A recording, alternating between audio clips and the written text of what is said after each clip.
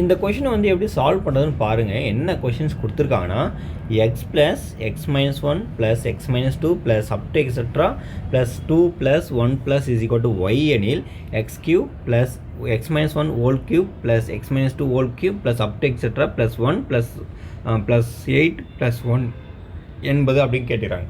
இப்போ இந்த கொஷின் வந்து எப்படி சால்வ் பண்ணு பாருங்கள்.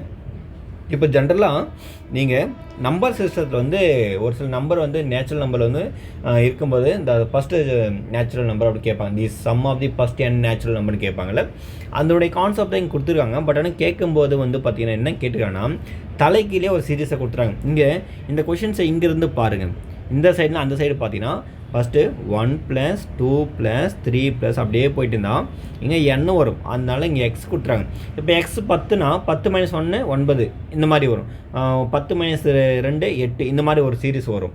அப்போது இந்த மாதிரி இருந்தால் இதுக்கான ஃபார்முலாஸ் என்ன? n × n + 1/2 அப்படி கொடுத்துறாங்க. இப்போது கடைசி இங்கே எக்ஸ்ன்னு கொடுத்துறாங்க. அப்போது அதனுடைய ஃபார்முலாஸ் என்ன இருக்கும்? x × x + 1/2 ஈக்குவல் டு இதோட ஆன்சர் என்ன இருக்கும்? ஒய்னு கொடுத்துட்டாங்க. சரிங்களா? ஒய்னு கொடுத்துட்டாங்க. இப்போ அதே சீரீஸை இங்கே பாருங்கள்.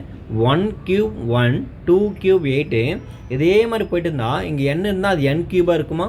அது 1 ³ + 2 ³ plus up to etcetera plus X cube இப்படி இருந்தால் அப்போது இதனுடைய ஆன்சருக்கு என்ன ஃபார்முலானா n × n + 1/2 ஹோல் ஸ்கொயர்னு இருக்கும். சரிங்களா? அப்போது இதனுடைய ஆன்சருக்கு தான் அவங்க என்ன கொடுத்துட்டாங்கன்னா ஒய்னு கொடுத்துட்டாங்களா? அப்போது அந்த பெட்வீனில் இருக்கக்கூடிய ப்ராக்கெட்டுக்குள்ளே இருக்கக்கூடிய எல்லா வேல்யூஸ்க்கும் நம்ம ஒய்னு போட்டால் பவரில் நம்மளுக்கு என்ன இருக்குது? எக்ஸு அந்த ஸ்கொயரில் இருக்குது. சரிங்களா? அது பவரில் எல்லாம் இருக்குது, ஸ்கொயர் இருக்குது.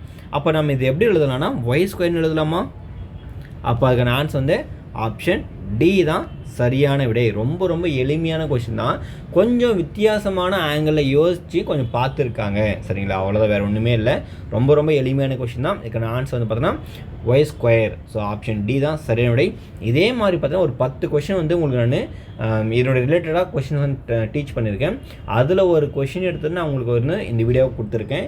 இதில் இருக்கக்கூடிய மீதி 9 கொஷின்ஸை நீங்கள் பார்த்து தெரிஞ்சுக்கணும் அப்படின்னு நீங்கள் ஆசைப்பட்டீங்கன்னா அதுக்கான லிங்க் வந்து என்னுடைய டிஸ்கிரிப்ஷனில் கொடுத்துருக்கேன். மறக்காமல் போய்ட்டு விசிட் பண்ணி பாருங்கள். ரொம்ப ரொம்ப யூஸ்ஃபுல்லாக இருக்கும்.